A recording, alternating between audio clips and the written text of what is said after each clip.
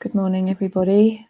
Welcome to today's daily meditation session. Back again with Kyra Duolingo today. And it's lovely to see you all saying hello in the sidebar, letting us know where you're tuning in from. If this is your first time joining us today, a special welcome to you. And of course, welcome to everybody who attends regularly. I know there are many of you who come really regularly now. So just to quickly go through the format, we'll be here for an hour, starting as usual with a short reflection, then going into a guided meditation, and then the last 10 or 15 minutes is your opportunity to ask questions. If you would like to put a question to Kyra Jewel, you're very welcome to come on screen. If you'd like to do that, then just let me know by writing a message in the sidebar.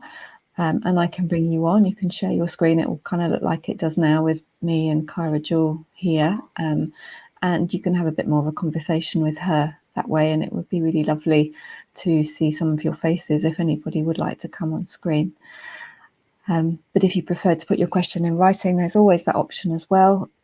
Please use the ask a question box for that. So right under the video screen, you'll see it says ask a question. If you just click on there, there'll be a little pop-up box that comes up and you can put your question in there. I'd also like to mention dana, generosity or donations. We would be very appreciative of anything that you're able to give financially. The sessions are freely offered, as you know, but we do have ongoing costs that we need to meet, and the encouragement would be, if you're able to donate anything at all, to go ahead and do that, even if it's a small amount. It really, really makes a big difference to us, and it means that we can continue to bring these sessions to you every day. As I say, every day, the costs are not insubstantial. We do have many expenses that we need to meet, and we don't get money from anywhere else to meet them. So we would be really, really grateful for any amount, large or small, and just click on the green offer donation button underneath the video screen and you can donate that way.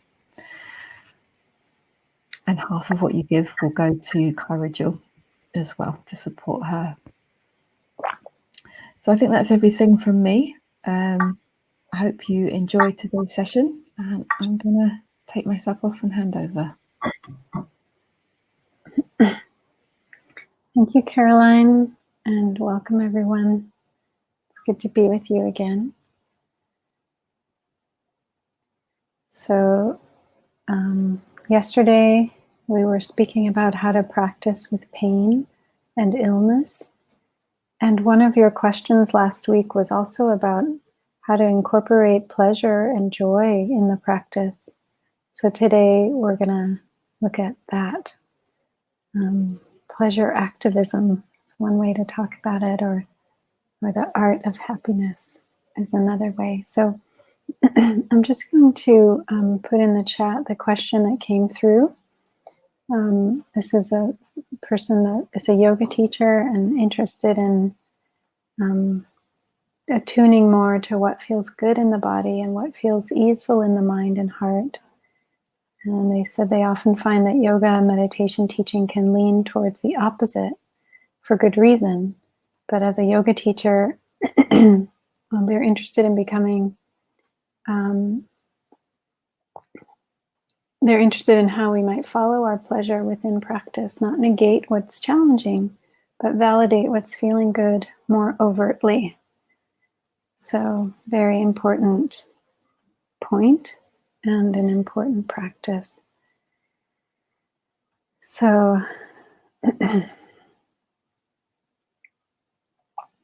so we really do need to learn both how to take care of our pain and how to nourish our joy and our pleasure in our practice.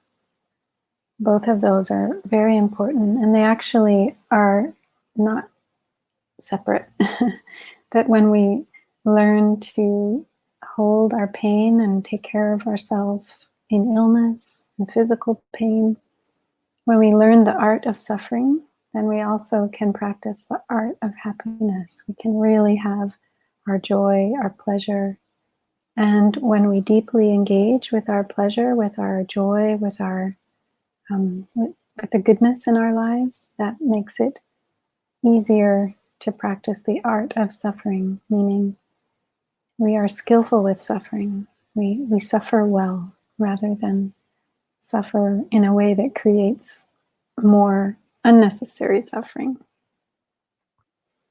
And so the art of suffering also helps us to practice the art of happiness, the orientation towards our life of seeing what's good and helping that to grow. So there's an African American activist and author and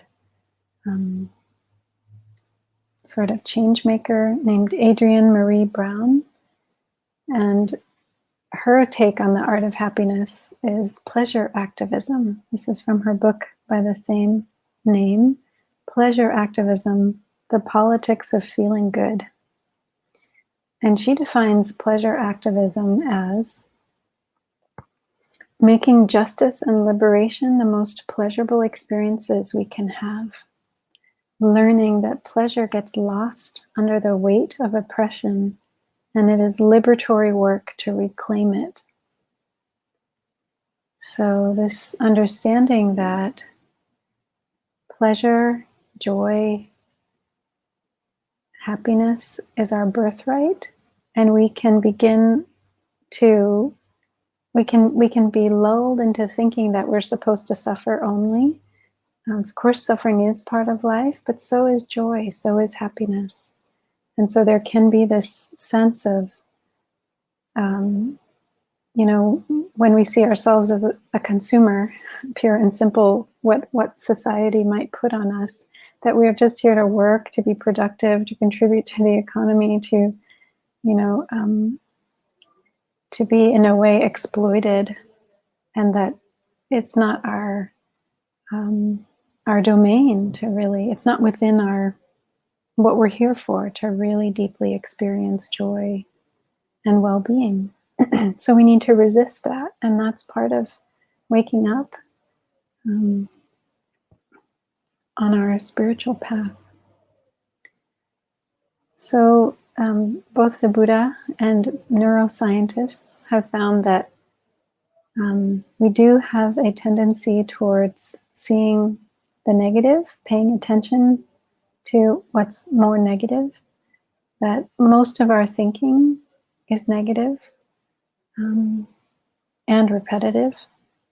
So you get a double whammy there. If you get repetitive thoughts that are negative, then you're kind of imprisoned in this view that isn't really an accurate view of reality.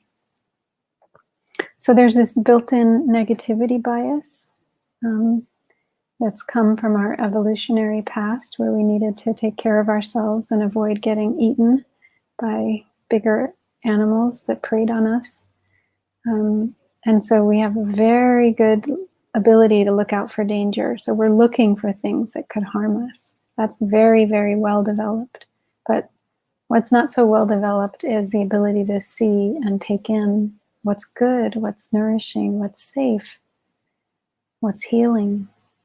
And both of those things are realities in our life. And if we only pay attention to what's a potential danger or what's negative, you can see very quickly how the picture gets skewed and how that affects our emotions, our health, our relationships, our whole life. So the negativity bias means we overlook, we miss what is nourishing, what's positive in our environment and inside of us too. With this negativity bias, researchers have found that a negative experience gets saved into long-term memory immediately, whereas a positive experience takes 20 seconds to be stored. So that's a ratio of 20 to 1.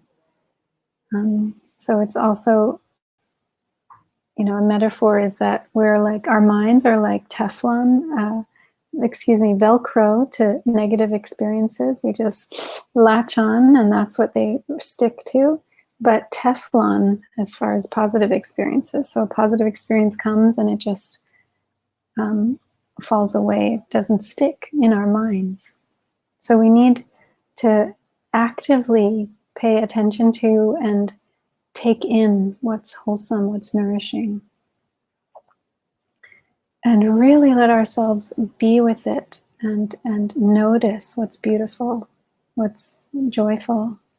In the same way that we want to be mindful of our difficulty, of our pain, and not push that away, we also don't want to push away the beauty, the wonder, the positivity, because all of those are part of what's real, what's here in the present moment. So we can resist, we can create more balance in our mind. We can work against this negativity bias.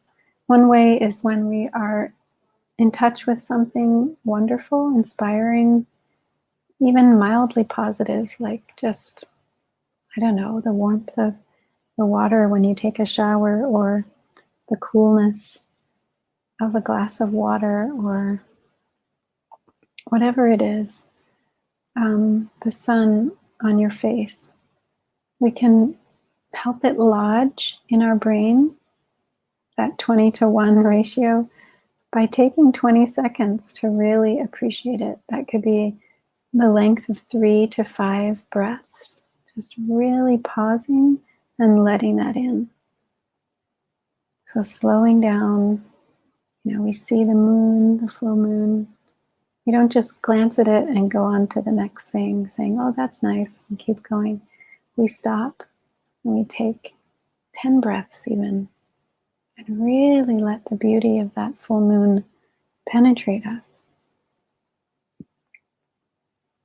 And this actually encourages healing in the brain. The more we take in the wholesome, positive things around us, the easier it becomes to appreciate future positive things. And that leads us to become happier. The more we nourish the seed of happiness in us, the bigger it grows. And then we're tending our mind towards the positive. So that seed of happiness will come up faster, it will become more intense, and it will last longer when it does come up. And this, of course, helps us to be more resilient in difficult times. It's an antidote to burnout. The more we can nourish our pleasure, our joy, our ability to celebrate in the good, to savor the good, when the difficult times inevitably come, we have a much bigger buffer in ourselves to withstand those winds. So this is again from Adrienne Marie Brown from an interview. She says, one of the ways that we start doing the work of reclaiming our full selves, our whole, liberated, free selves, is by reclaiming our access to pleasure. I think there's a way that we think pleasure somehow is like the concept of heaven. Like we believe that someday when we're free, then we'll finally earn the right to feel pleasure. I really want to flip that on its head as much. I really want to flip that on its head as much and as often as possible. We deserve it already. We have always deserved it. It's been denied to us, but it's in our nature. It's how we're wired. And all we're doing is actually reclaiming it. It's not like creating something from scratch. So this reorientation to this is actually our birthright. It's our natural, innate capacity and orientation. So it's not about deserving it. It's, like work hard, and then when you retire, you can enjoy your life. We can enjoy every moment. We can really deeply honor that natural part of what it means to be human. So it's also in the activism part of pleasure activism is recognizing that, this is again Adrienne Marie Brown, recognizing that you want to be part of a community where everyone's pleasure is attended to and accounted for, a community where everyone has access and time and resources to actually be able to pursue it. So it's not just about our own individual pleasure, our own individual joy, but how do we be part of creating a society where everyone has time, space, resources to tap into that, the human, animal joy of a good meal, of good sleep, of good health, of supportive, nourishing connections with others.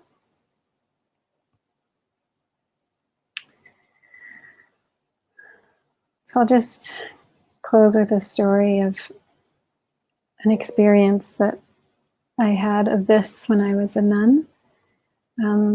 We had a monastic retreat for 1 week every winter at the end of our rains retreat.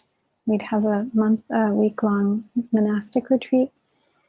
And it was a time just for us to nourish ourselves. And in this retreat, the organizers created a festival which was celebrating Thai's calligraphy. He has hundreds, thousands of beautiful handmade calligraphy, in different languages, and Dharma sentences, words that support us in our practice. So it was this, they put all the calligraphies in beautiful frames up around the main meditation hall. They invited us all to come in. We were about 200 monastics in noble silence, no speaking. We walked in and there were our best musicians who were playing live music on cello and violin and flute. And we walked in, it was candlelit, it was beautifully decorated with, things from the forest, beautiful little installations of nature surrounded by all these calligraphies. And Thai was in the middle of the hall with his desk, with his pen, with his ink, with his fresh blank paper. And we all had the opportunity to get a unique individual made calligraphy for us from Thai. We would submit on a piece of paper what we wanted him to write, and then he would write it and it would be gifted to us. So there was food there that we could eat, really nice snacks and treats. We just could walk silently through the hall, appreciating all these different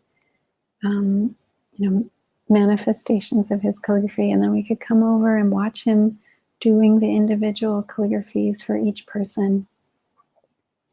And he did this with so much love. You could see him slowly putting the brush in the ink and then making his gestures already, just his hand gestures were artistic, like a dance moving across the page. And he'd make this calligraphy, and then you could see him, he would take a breath before he would start, then he'd take a breath when he'd finish, and then he'd put his seal, this red square seal in the corner.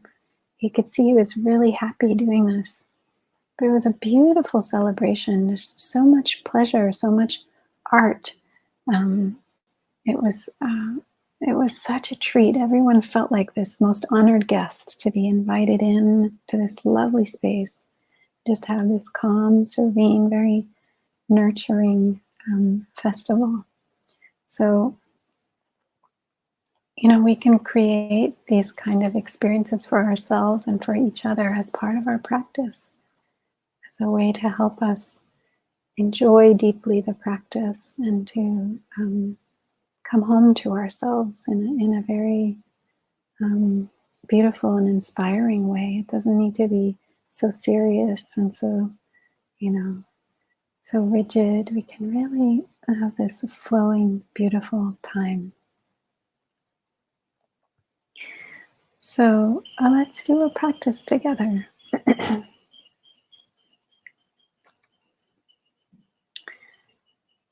And we'll settle in to our bodies and into this moment.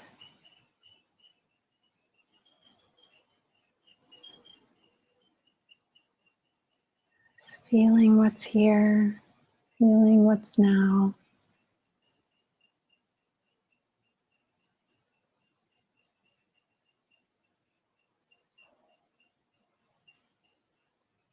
Feeling the contact between your body and what you're sitting on.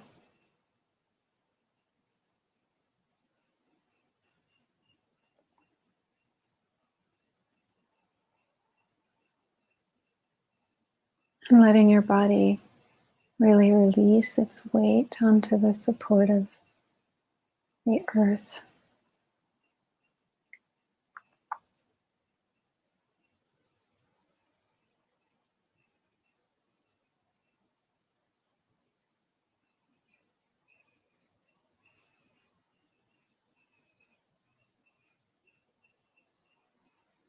Connecting with the flow of the breath.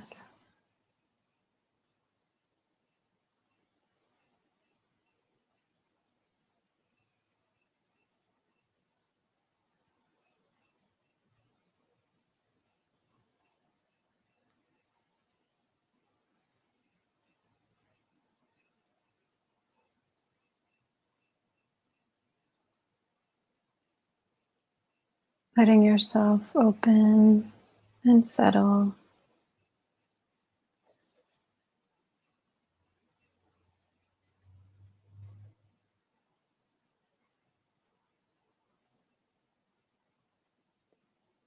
Giving space for whatever is here.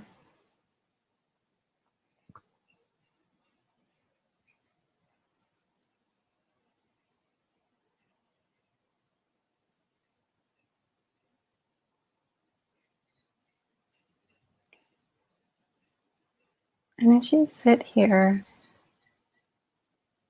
scanning your body to notice if there's any place in the body that feels some sense of well-being, some pleasant sensation, some sense of ease or lightness or groundedness.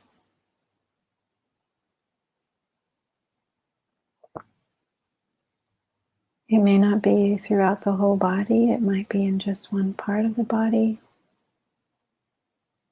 Just see if there's something that you can connect with as nourishing by way of a sensation.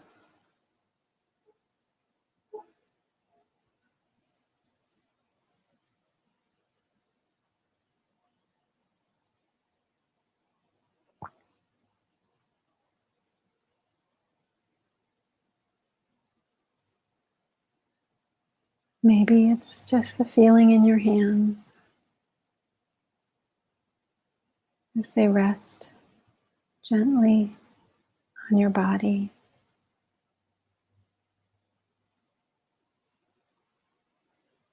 Or perhaps the sensation of aliveness in your feet.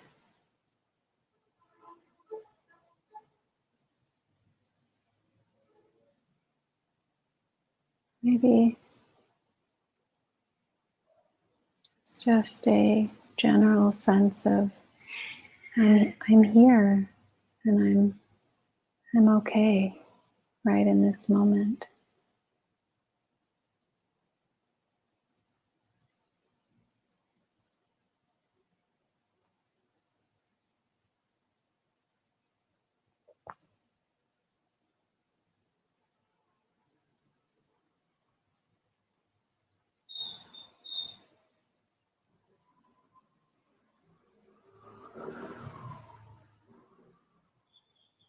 So once you've identified what this pleasant, even mildly pleasant experience is, just really allow yourself to have it.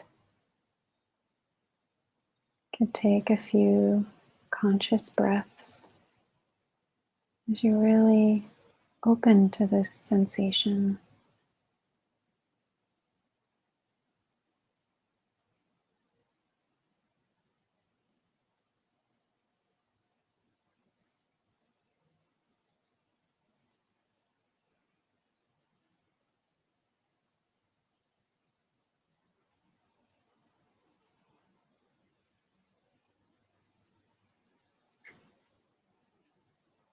not passing it over, neglecting it, but really opening to it fully.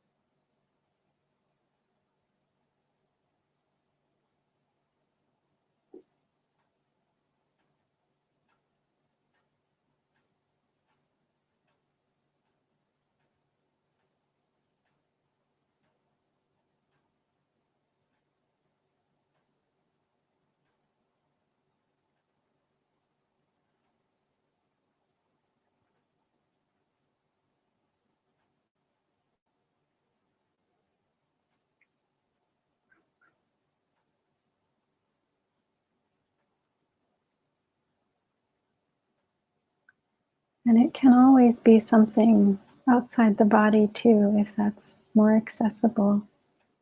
It could be a sound that's in your environment, or the feeling of the air on your skin, or the light coming through your window or onto your face. It could be just how you feel surrounded by your home. Some sense of safety or coziness. So whatever feeling that is pleasant, whether it's in your body or further out in your environment.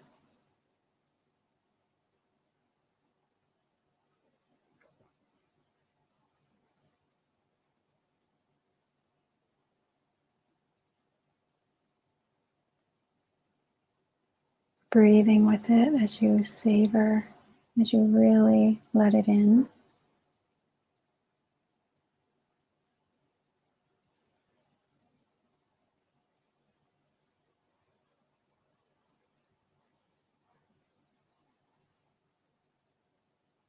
And we get to enrich this experience, seeing if it can grow a small amount more intense. See if we can just invite it to kind of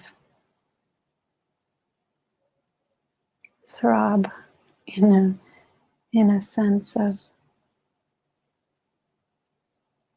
growing, filling us even more.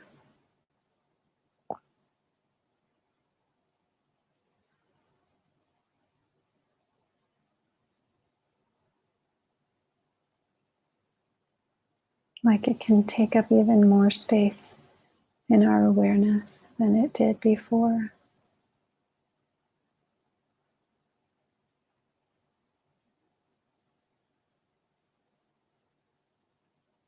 And we might really sense its qualities, where it is in the body or outside the body.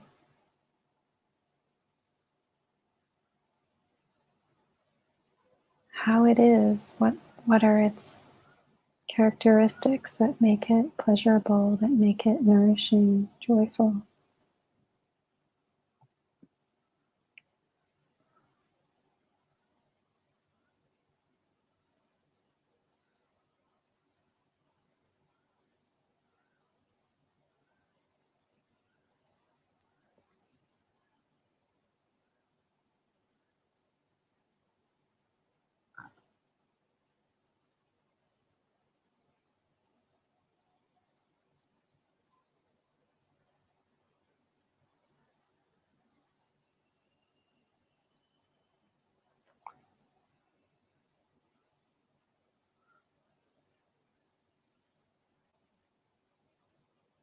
Letting it grow bigger, more intense. This good feeling, this positive experience.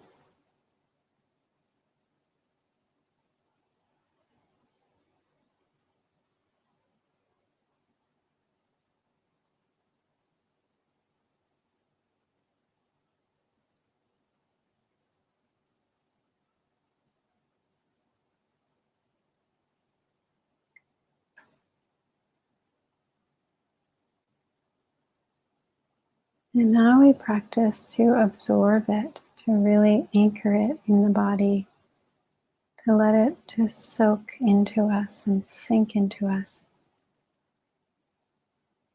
You could think of it as like honey, liquid light that just penetrates your whole body and mind with this wholesome, pleasant, joyful feeling.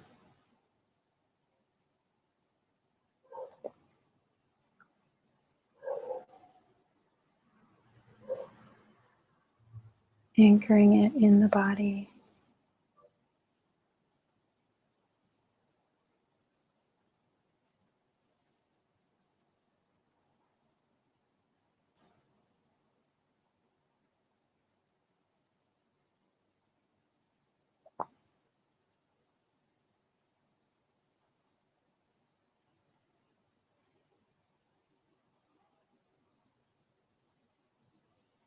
There may be a particular place in your body that you want to anchor it, or it may be throughout your whole body.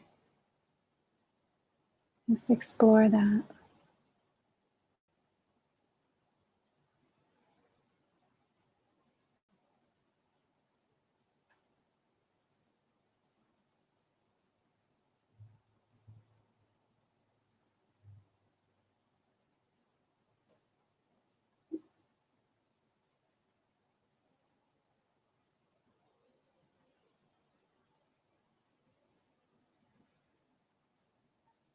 Just really seeping in this experience.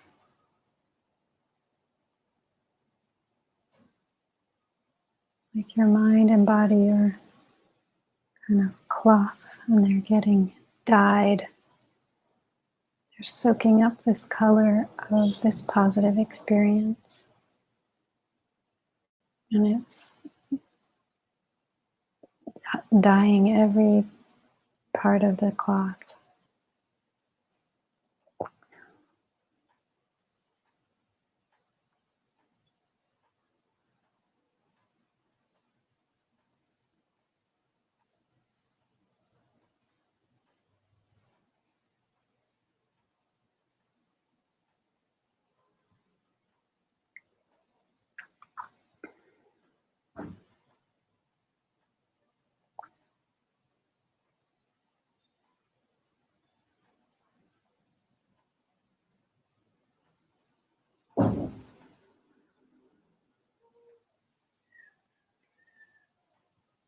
This is really good. So we're going to do this process another time. And this time you could stay with a physical experience, a different one that's here in the present moment. Or you can bring to mind some pleasant, positive experience that you had in your life recently. It could be a moment when you heard the singing of the birds, or it could be a time that you connected with someone that you care about. It could be some moment when you were very moved by something inspiring that you read or heard or watched.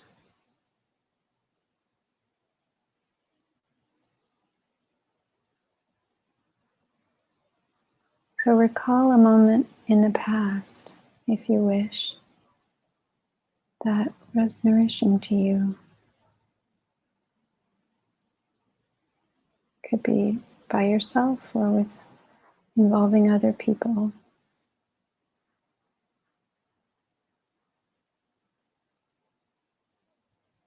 Really open up to this experience. Let yourself have it right here, right now. Really bring it up and as much detail as you can. Again, breathing consciously, 5 to 10 breaths, really taking this in, letting yourself fully have this experience.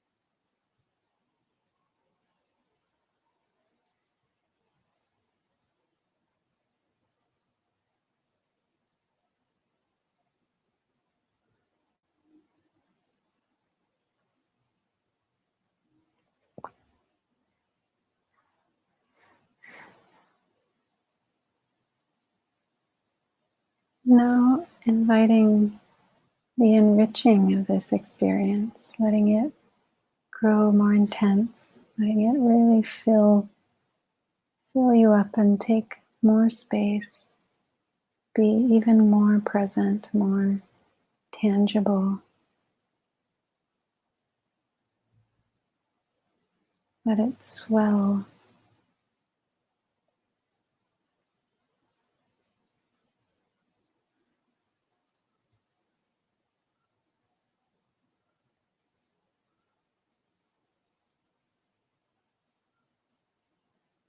Noticing where in your body you feel this sense of positivity or joy or pleasure.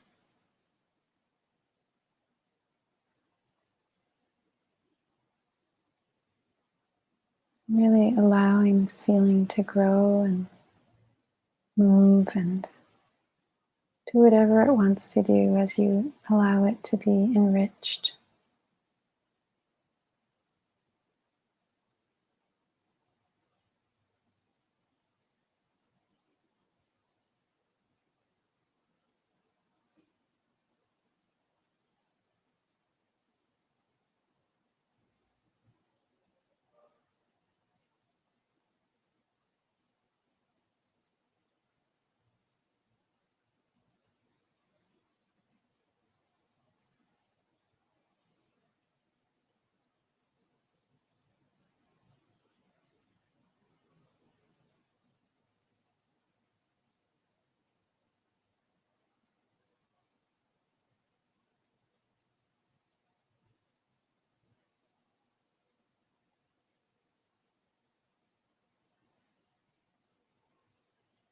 Letting as many details surface and come to life as you can.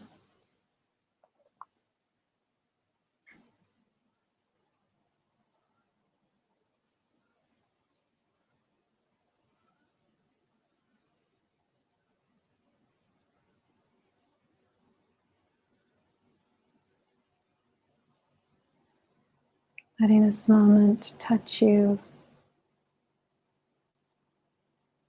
deeply.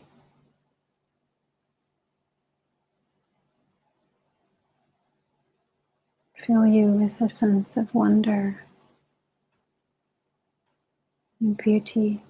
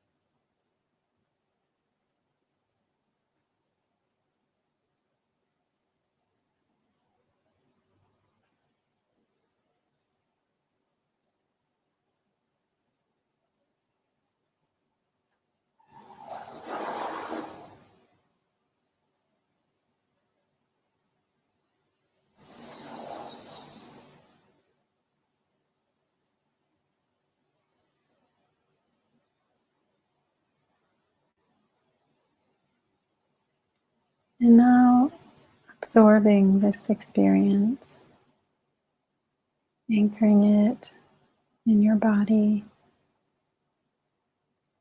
letting it really penetrate all of who you are, this sense of soaking in this goodness.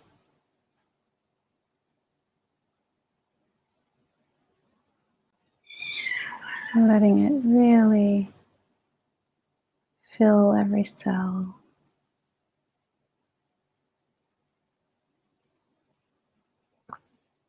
So that there's no part of you that's untouched by this good feeling, this pleasant, pleasurable joy, positivity,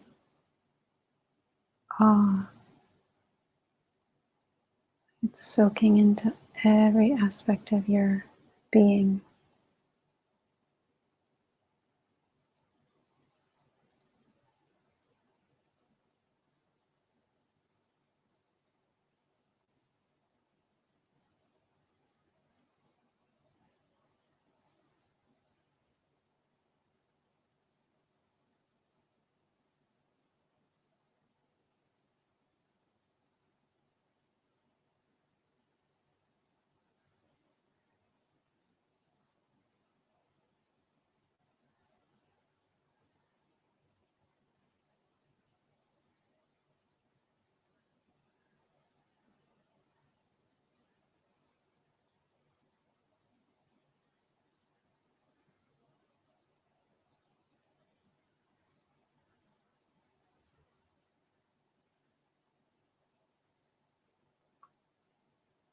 And in the last minutes of our practice,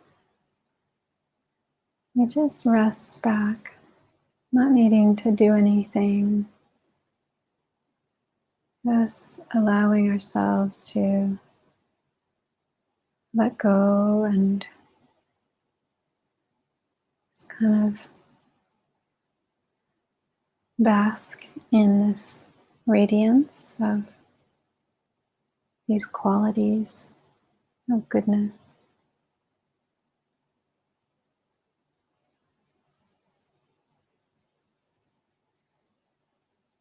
Releasing any need to do anything and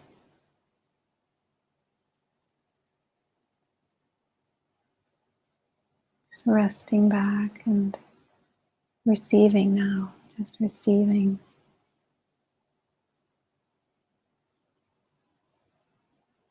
the rays, the warmth of this practice.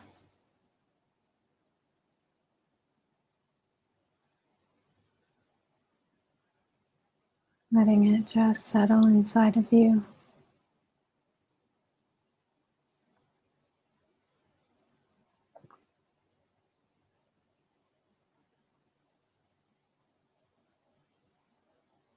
You can let the memory go.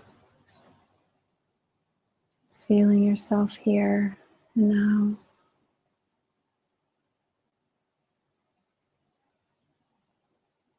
Tranquil and present.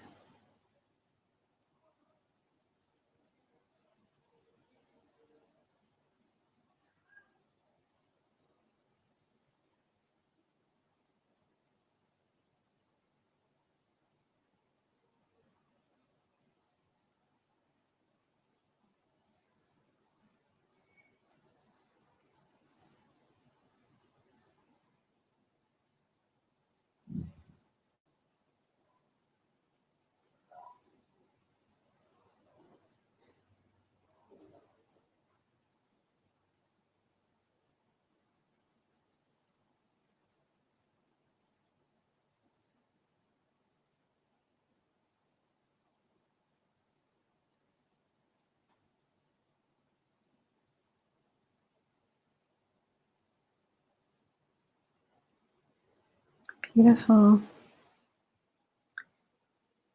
So bringing attention into your body. You can transition now with a few deeper breaths. Be bringing some gentle movement into the body. And as you're ready, we'll come back.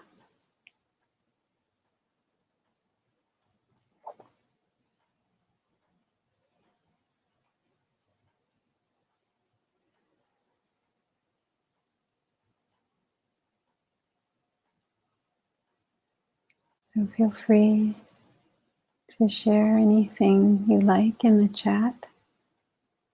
And also, if you have a question, you can put it in the ask a question area or come on live.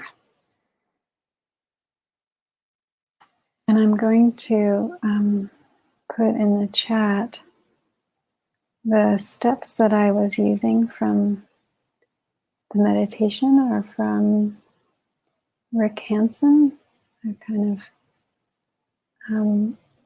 practice he shares about savoring the good. And the acronym is HEAL, and H stands for having the positive experience, really experiencing it, letting it in. E is enriching it, staying with it for 10 or 20 seconds, really feeling it in the body. A is for absorbing it, just taking it in, letting it anchor in the body, letting it seep in, sinking into it.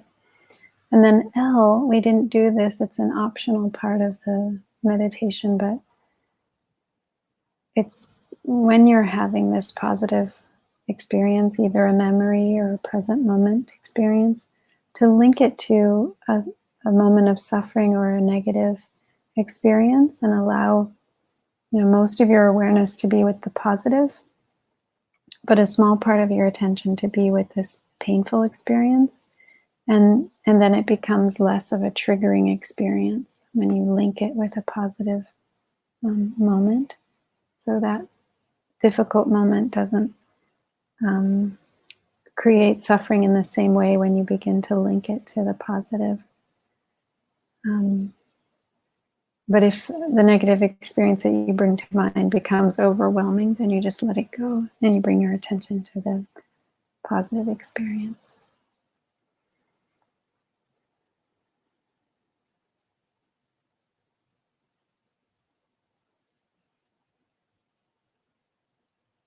Yeah.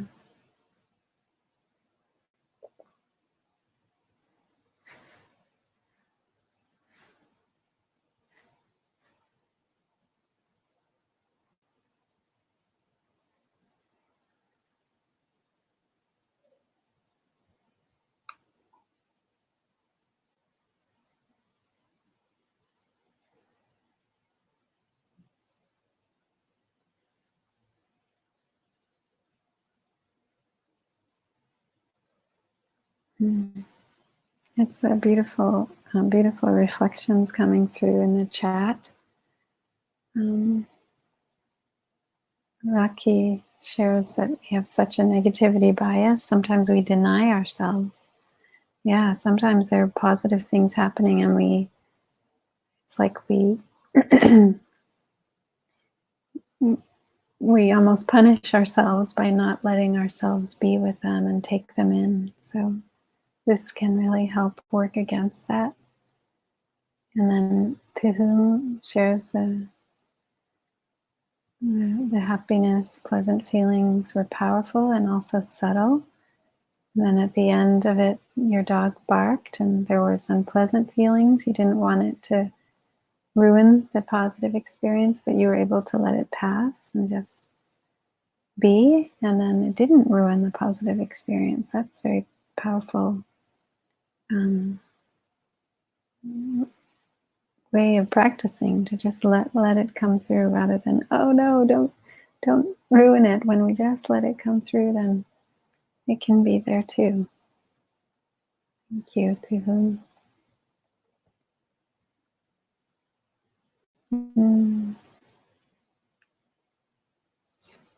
This is from Philippa, it made me realize how much I overfocus on pain. I rush through pleasure experiences. In lockdown, I've slowed down and had so many more experiences of beauty, joy, and pleasure. That's great, Philippa. That is one of the upsides of this time for many people. Okay, I'm going to the questions, and there's one from Kaza.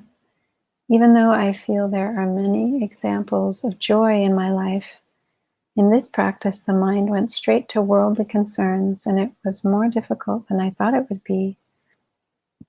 How can we manage this in practice? Thank you for that question.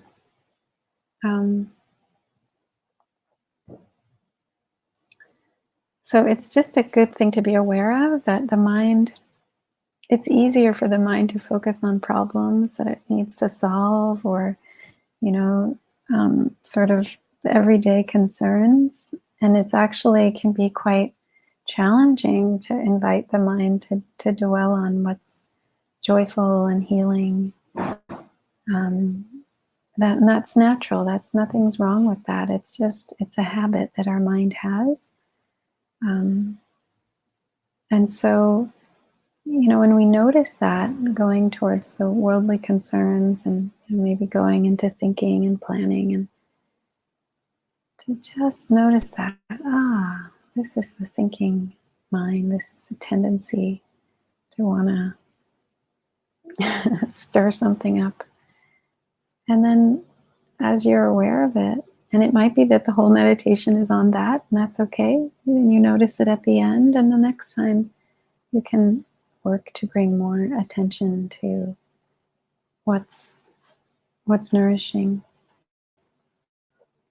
But one of the ways you can address it when you're in the moment, in the meditation, and your mind is run off into all the things you need to take care of, you can come back and feel what that feels like in the body. If you catch it, if you notice it, you can notice, well, what does all that create in my body? And then as much as you can, stay with the experience of the body. Is the heart rate up? Is there tension? Is there this leaning forward into the next moment?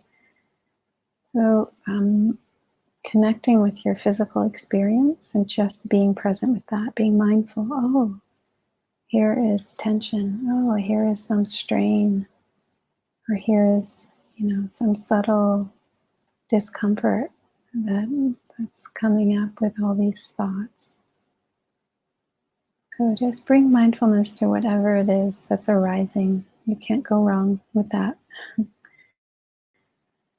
And if, sometimes the mind just won't pay attention to what we're wanting to pay attention to. And so we don't want to fight it. We just say, okay, it's not happening today, but we can just be mindful of what is there. And maybe we try again another time. And it doesn't have to be in our meditation that we bring this up. It could be as you're cooking and you smell the lovely fragrance. You take 3 to 5 breaths, just appreciating the fragrance. Or as you, sit and watch the sunset, just let yourself really savor 5 to 10 breaths watching the sunset. So it can be in your daily life, within your activities, that you do this also. So this is another question from Laura. Thank you. Pleasure had been my request, so I'm really thankful to have had this experience with you. I had a moment where the pleasure experience was almost in conflict when it came across some of my current grief and feelings of suffering. I was conflicted and unsure what to do, which has most right to be there. Eventually it dissolved, but I wonder if you have anything more to say about that. In the end, my whole being felt released, soft, at peace, and at ease. Thank you for sharing your experience, and thank you for bringing this question to us. A pleasure that inspired the whole session today. So, Sometimes in the moment of pleasure, there is another thing that arises, grief or suffering. And,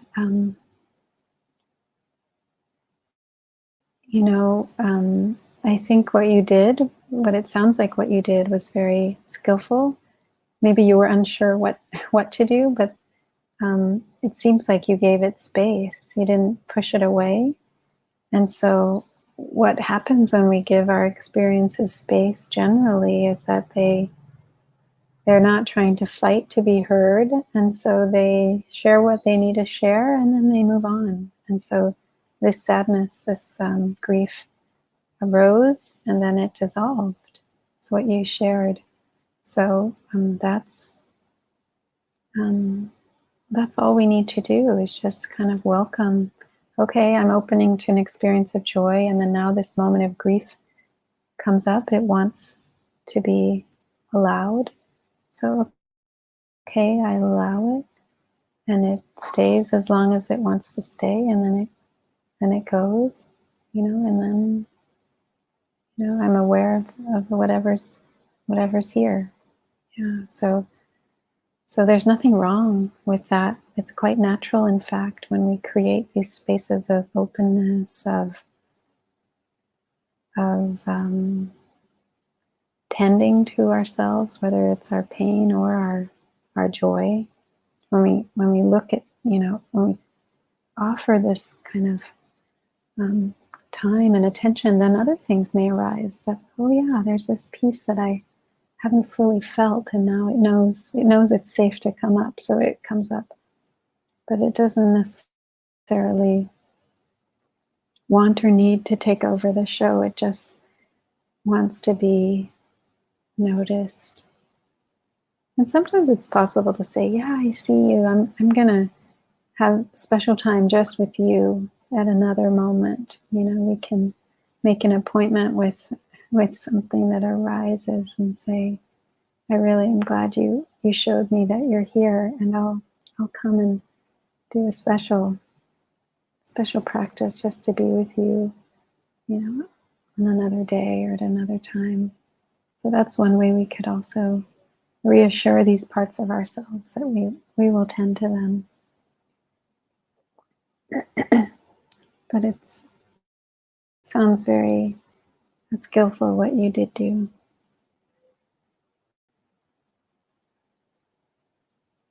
And this is a question from Lizzie. I love the feeling of my heart swelling and expanding, savoring the good. You have just explained about how to deal with negative experience arising. For me, I noticed a welling sadness, very painful, something I've not been aware of before. I thought I had the capacity for boundless happiness. It seems there are limits to my happiness. Thank you, Lizzie. So